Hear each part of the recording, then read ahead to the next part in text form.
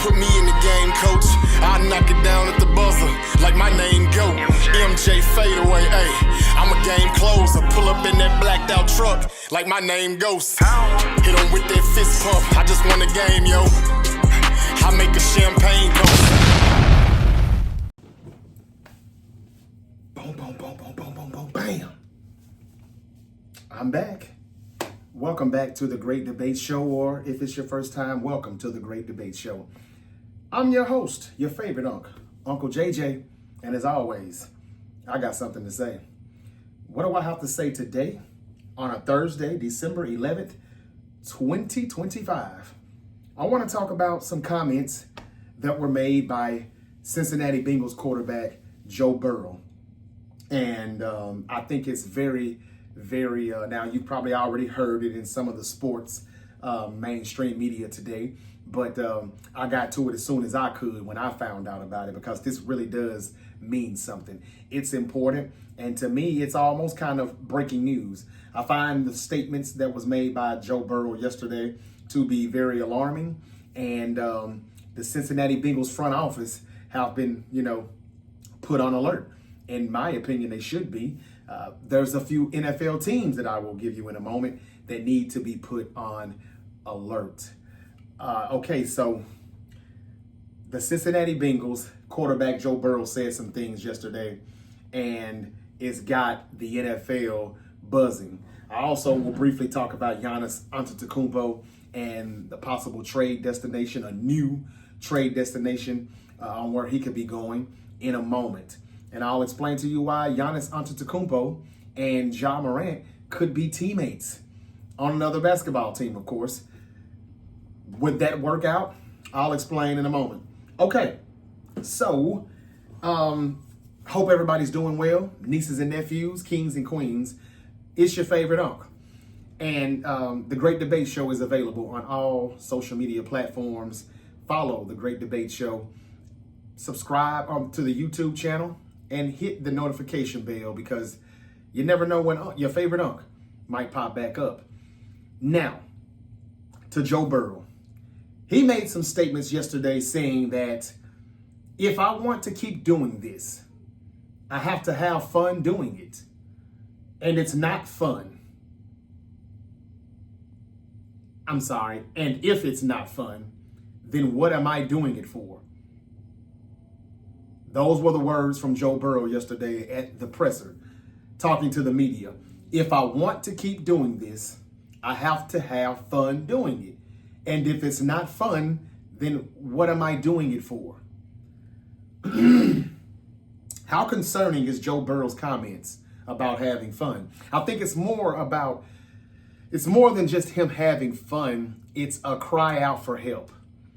It's for any NFL team out there that would like to make a reach and go all in and see if they could actually try to acquire Joe Burrow's services, or cry for help for the Cincinnati Bengals front office to get with the program and do what the hell they need to be doing, like getting him a defense, protecting him better with a solid offensive line. He's been in the league now for 6 seasons, 5 or 6 seasons. 2020 when he was drafted, right? Yeah, 5, 6 seasons. And he has not been protected very well in any of those years. He got hurt his rookie year. He got hurt a few years after that. We know we had the Super Bowl appearance in 2021, but outside of 2021, it's kind of been up and down for him as far as his health goes. Now, we can talk about Joe Burrow and his health concerns, or him being injured and getting injured or whatnot, but it's still the Cincinnati Bengals front office to blame for that. It's their fault. They don't protect him. They haven't not had a good defense since he's been there. 2021, it was all right. But I also have to blame Joe Burrow for this as well. Joe Burrow is telling the front office last offseason, remember when the season ended, they were averaging like 30, 40 a game and still missed the playoffs because it just took too long for them to go on that road that they went on. He said that he wanted the front office to pay Jamar Chase, T. Higgins, and Trey Hendrickson. I came back and told you all on this podcast the Cincinnati Bengals would never do that. I know it's Joe Burrow and he's the franchise. They should probably listen, but you don't listen to every word that he says. You don't do every demand that he dishes out. You just cannot do that. He's not the general manager. They have a general manager for a reason. They have an owner. They have a front office who should know what they're doing and how to put contracts together, sign the right players, draft the right players and whatnot. But they have not really done so. So I just said that, hey, man, the Bengals have lost a lot of people in free agency because they don't pay. A lot of names, Jesse Bates was a good safety in that secondary back in 2021 when they had their Super Bowl appearance, if I'm not mistaken. He had to go get his money and go to Atlanta. Joe Mixon, another good running back that they had in the backfield. He had to go get his money by going to Houston. There's several other players that the Bengals let walk. So I thought that they would do the same with T. Higgins. I knew they paid Jamar Chase, but I didn't think that they should have paid T. Higgins.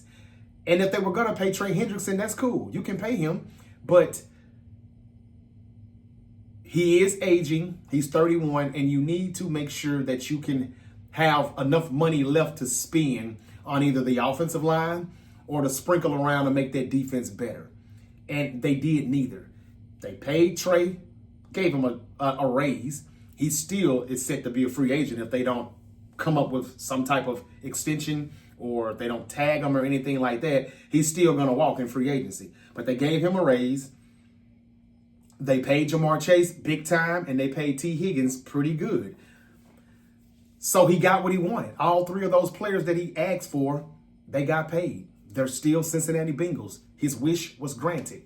The problem is that didn't do a thing for the rest of the defense. That didn't help the offensive line. That didn't help the running game or lack thereof. And Joe Burrow got hurt week 2. He went down. He was gone for like 8 weeks or more. And he came back and tried to make a playoff push. He tried to run the table.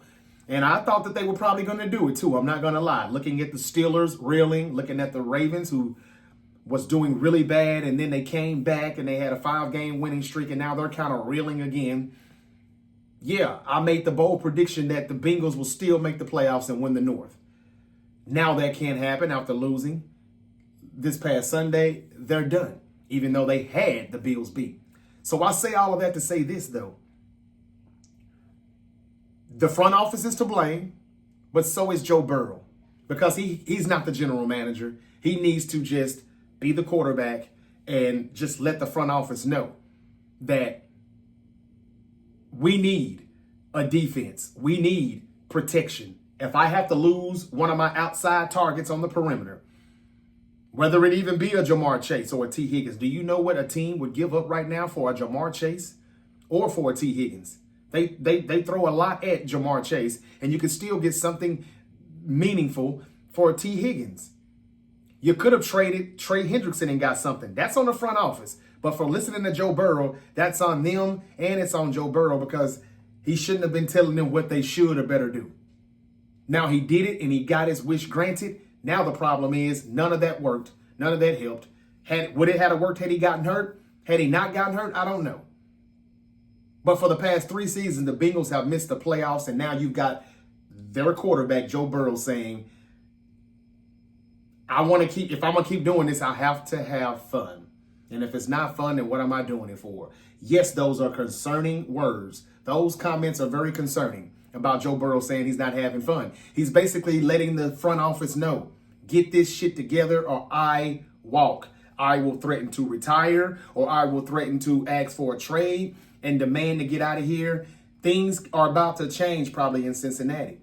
And I don't know if right now Joe Burrow is Carson Palmer or if he is going to be Andrew Luck. And I'm about to explain why. I don't know which one it is. Joe Burrow is under contract with the Bengals through 2029. But what I did not know until today is that he doesn't have any guaranteed money after this season. $48 million cap hit next season. And after that, $0 are guaranteed after this season. But they're going to take a $48 million cap hit next season. There's nothing else outside of that holds the Bengals, that can keep them tied to Joe Burrow. and vice versa. Joe Burrow could get on down. He really could. Like Carson Palmer did when he threatened to retire, and he finally ended up getting traded to the Oakland Raiders, and, the rest was history. He did that time there with the Raiders, and then he became a free agent like he also wanted for so long. He did what he had to do to get out of Cincinnati, and then when he got out of Cincinnati, he left the Raiders, free agency, Arizona Cardinals. And he was able to finish his career a lot more better than it would have had he stayed in Cincinnati. And I think Joe Burrow is looking in a microscope the exact same way, saying, man, if I'm going to be able to turn my career around, compete, go to a team with a winning culture, have a chance to win games, I need to get out of here. They don't know what they're doing. It's obvious they don't. They listen to the quarterback. And they didn't do it right, though. So Joe Burrow is probably this close to saying, hey, man, I want to trade. Now, how that's going to work out, I don't know. The Bengals could put their foot down, stand firm, and say, hey, we're not trading your ass. Just like the Cleveland Browns did with Myles Garrett. I'm not sure. But if he threatens to retire and if he's not going to play, then what good is it to keep him or hold on to him? Maybe then somebody will cave and he will get out of there. There's a lot of teams that are looking at that right now, just wishing and hoping that, hey, man, I hope that blows up in their face. Man, I hope Joe Burrow does the right thing and demands to get the hell out of Cincinnati. Teams like the New York Jets, teams like the Las Vegas Raiders. What about maybe the New Orleans Saints, if Tyler Shough isn't that guy? What about the Minnesota Vikings? That's a fourth team. I mean, we don't know what's going to happen with J.J. McCarthy. And before we can ever find out if he's going to be a good quarterback in this league, he'll get hurt again and miss a few more games. That's what it's been all season for him. Now, even though this is still kind of like his rookie season, even though it's actually not, he didn't play last year in his rookie year. But the Vikings don't know.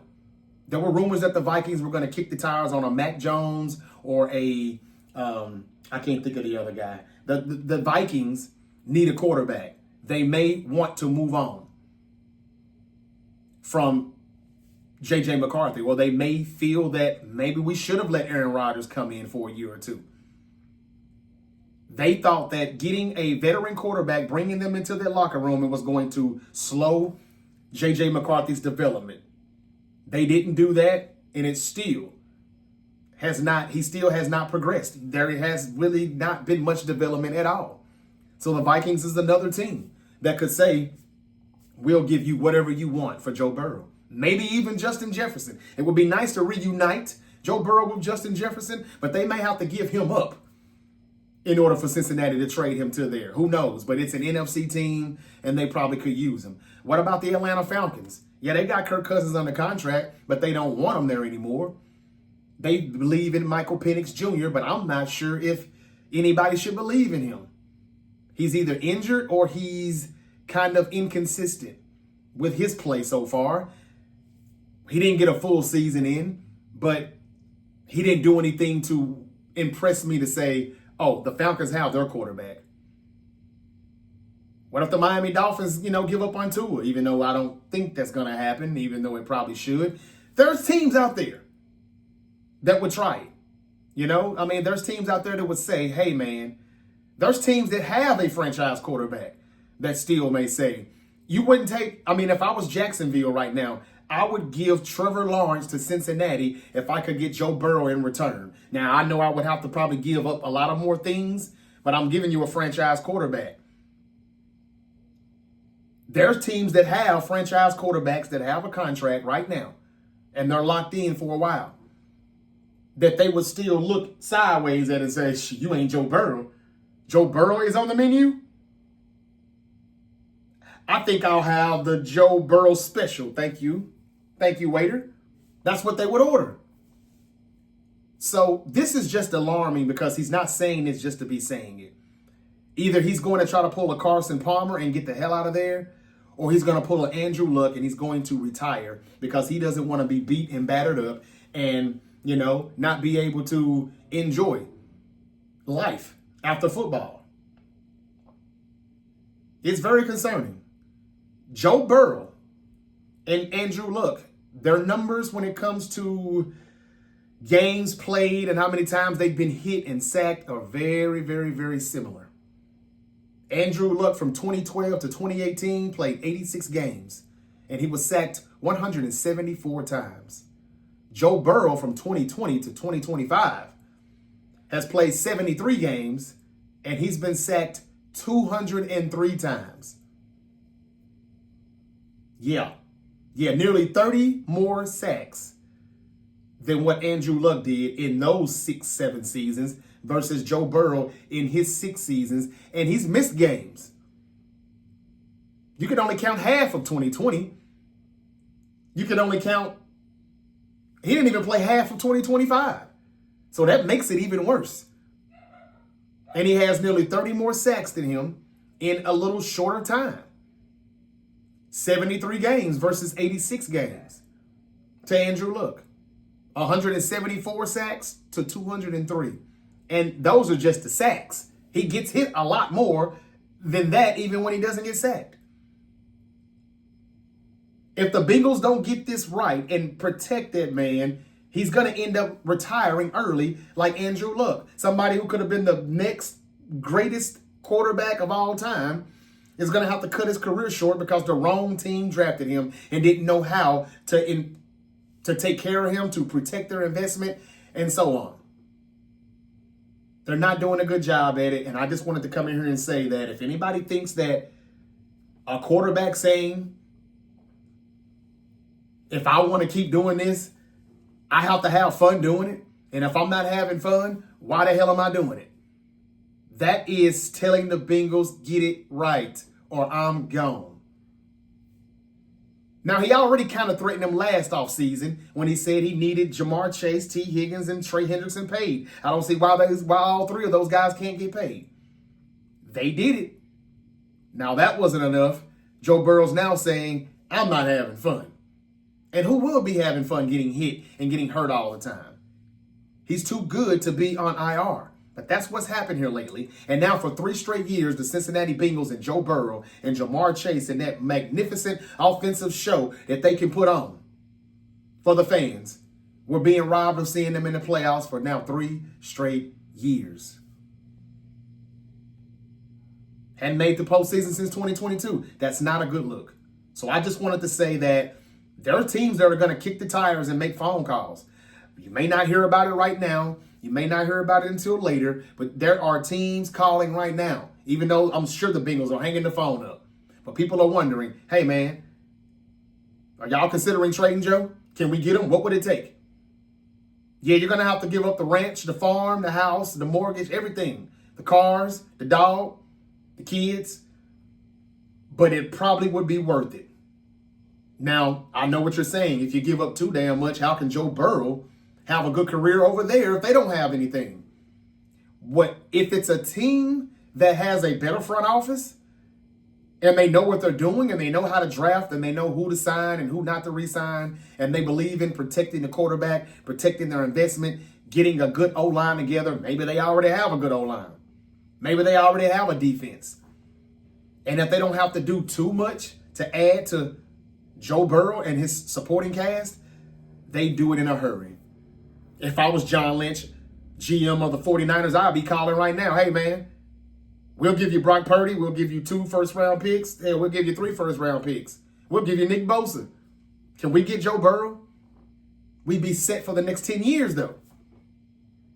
Maybe not 10. Let's just say 8. They've taken some years off of him. He's been taking a beating his entire 6 seasons in this league. His 6 seasons are more like 10 seasons already. And it's because of the hits. So I just thought I would just say Joe Burrow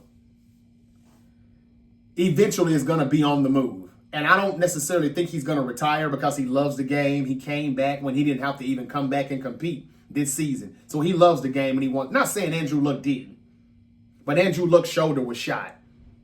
It was way too much scar tissue in there by the time he even had the surgery. And they'll never just admit it, but it was never the same again. And so that's why he had to retire. That and he was getting his ass whooped a lot. But that shoulder, it was through. But that shoulder was done because of the Colts failing him. They failed him. And it's messed up that they have one of the best offensive lines in the NFL right now. And it's been that way for a little while now. After he left. Right after he left. Should have done that when he was there. Bengals, do it while he's there. I got a feeling Joe Burrow is going to be somewhere else. I don't know exactly where. But again, the Raiders, the Jets, possibly the Saints, the Arizona Cardinals, these teams could use a franchise quarterback. Kyler Murray is leaving Arizona. They're not bringing him back. I just told you yesterday on the live stream that the Cardinals did not do anything that Kyler Murray suggested. Players in free agency that he would, try to get them to sign. They weren't hearing it. They turned him down on everything. That tells you right there. He's not going to be there much longer. The Bengals listened to their quarterback. Why didn't the Cardinals? What if Joe Burrow went to Arizona? I wouldn't like that as a Niner. But I'm just throwing out teams that need a quarterback right off the top of my head.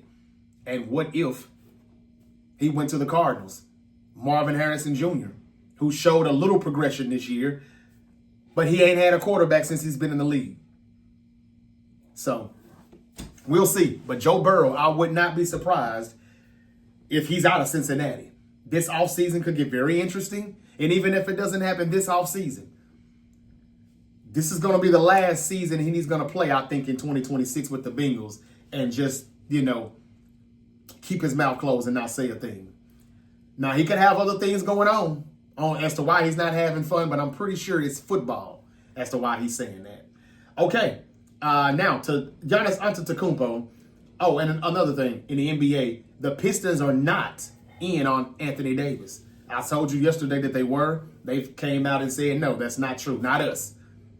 But there were other teams that were interested in Anthony Davis, and the Pistons, we thought, was one of them. Turns out it wasn't them. I think the Miami Heat was one. And but anyway, yes, the Pistons are not in on Anthony Davis. I've already talked about Michigan head coach or former head coach now, Sherrod Moore, who was fired. And after I finished the live stream, he went to jail, or they detained him or whatever. The police over there in Michigan, a lot of stuff going on there. I think they have named whoever the woman was that he had this, what did they say? Some type of relationship. I can't think of the exact word that they said, but I'm like, what do you mean? Just relationship or a weird relationship or something like that they were saying. But that's been crazy, and it's starting to get just messy, more messier and more messier as the hours go by. And it seems to be a lot of drama in that. Now, I guess Moore didn't take it very lightly that he was getting fired, and they said it was some type of form of assault that went on, but I'm not sure. OKC head coach said he's not focused on the streak. Mark Daigneault said that the team has improvement to make. They have improvements to make despite 16 wins in a row. Yeah, last night they went to 24-1 after beating the brakes out the Phoenix Suns by 49. By 49. Yes, well, that was the word I was trying to say. The school said, Michigan said, that Moore had an inappropriate relationship with a staff member. I think I've seen that staff member now on X, formerly known as Twitter. But yeah, good stuff by Daigneault, head coach of OKC, saying that they're not focused on a streak. That means that they want to win. And they're going to break that streak, I believe. If they don't have more than 3 losses, by the time they get to 40 games, they're going to break it. They just tied the Golden State Warriors for the best first 25 game start in a season of all time.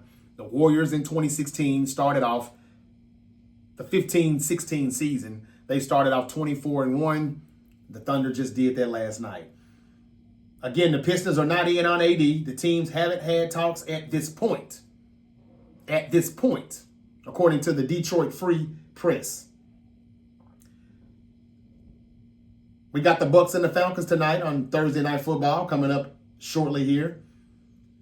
TJ Watt hospitalized. Steelers star undergoing medical evaluation of his lung. Wow. Football's a dangerous sport. Hope he's all right there. I hope he's gonna be all right there. Back to the NBA, Zach Edey, big man for the Memphis Grizzlies. My Memphis Grizzlies, Zach Edey. Boy, this is gonna be one of those years, I tell you. I mean, we may fuck around and get the #1 lottery pick.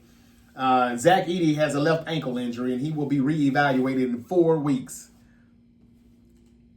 Hadn't got Brandon Clark yet back either, I don't think. Zach Edey now out. Ja still out. I mean, just a bad season for the Grizzlies. Speaking of the Grizzlies and Ja Morant, I'm going to get to them in a moment because the NBA rumors on Giannis, his top trade landing spots, there's a new team linked to the Bucks star. A new team has been linked to Giannis Antetokounmpo amid the trade rumors surrounding Milwaukee Bucks star. During an appearance on Zach Lowe's podcast on Thursday, Howard Beck reported that the Miami Heat are seen as a team Antetokounmpo would be interested in.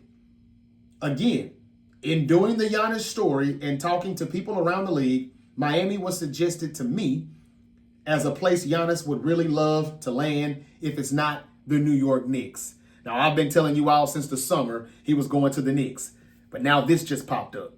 And I gotta say, I like that just as much as I like the Knicks, kind of. One, because of the infrastructure. You've got Eric Spoelstra. You've got Pat Riley. This is just the place to go when you want to, I'm not saying that the Miami Heat have been winning championships. They haven't won anything since LeBron and Wade and Bosh and all of that, broke up and when LeBron went back to Cleveland. But they have their seasons every now and then. Jimmy Butler's took them to the finals a few times. They still make the playoffs when it's like, how are they even making an 8th seed or play-in? We literally don't know who these people are. They find ways, and Eric Spoelstra is a good coach, and I think Giannis, well, he makes the Miami Heat so much better. And a while back, not even that long ago, a week ago maybe, I heard that Ja Morant is a team that the Miami Heat are a team that would probably be looking to acquire Ja Morant just because they think that that's where he needs to be.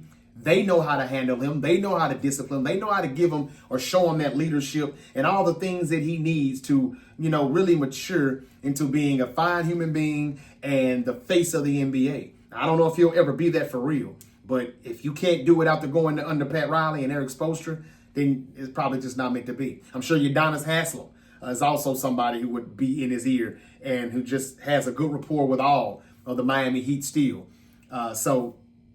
Yeah, I would say that if we heard a week ago that the Miami Heat were looking to trade for Ja Morant, and now we're hearing that the Miami Heat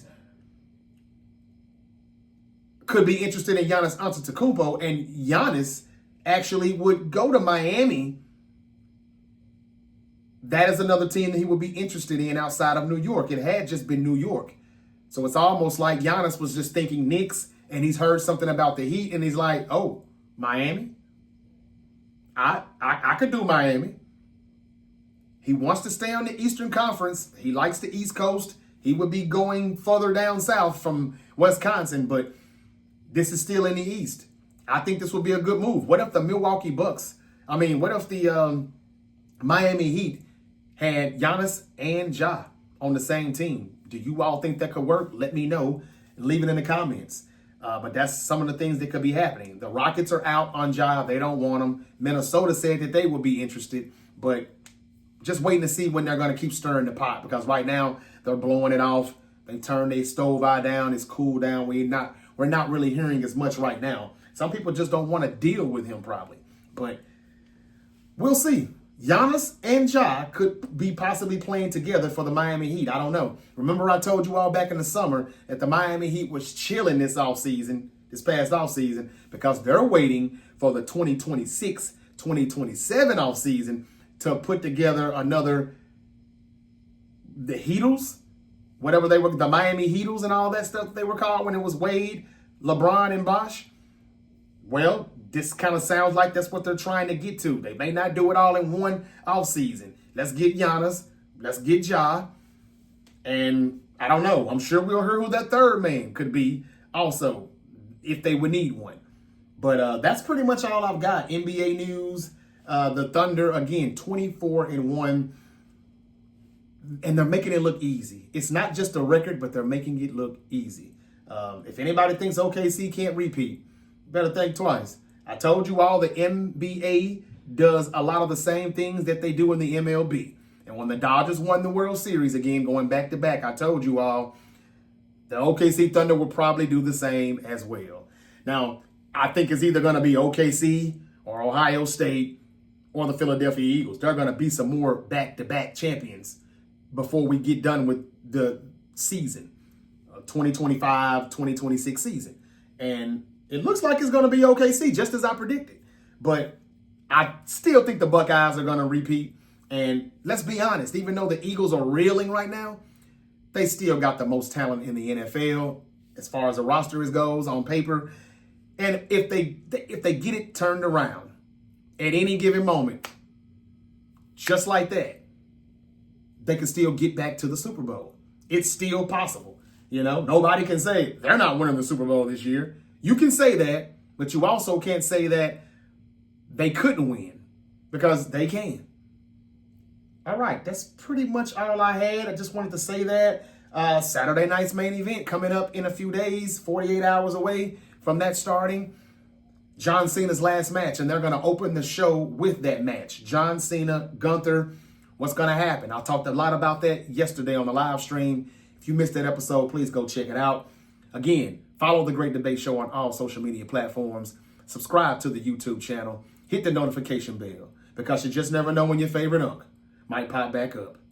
Where do you want to see Joe Burrow go to if he demands a trade? Let me know in the comments, and I'll be sure to get back with you. Until then, the next time I see you will be Friday, where I will give you my picks for Week 15 in the NFL. And tonight, I guess, give me the Buccaneers. I think Mike Evans will be back. I think there's another receiver that should be back tonight. They may not snap out. They may not be ready to just have 100 yards, 8 catches, and 2 touchdowns. But having him back on the field, whether it's a decoy or not, it would have helped Baker Mayfield and the Buccaneers offense out tremendously. This is a good game to kind of knock the dust off after that loss to the Saints last week as they played the Falcons. I'm not betting on it. I ain't do anything. But if everybody says Tampa wins, they'll probably lose.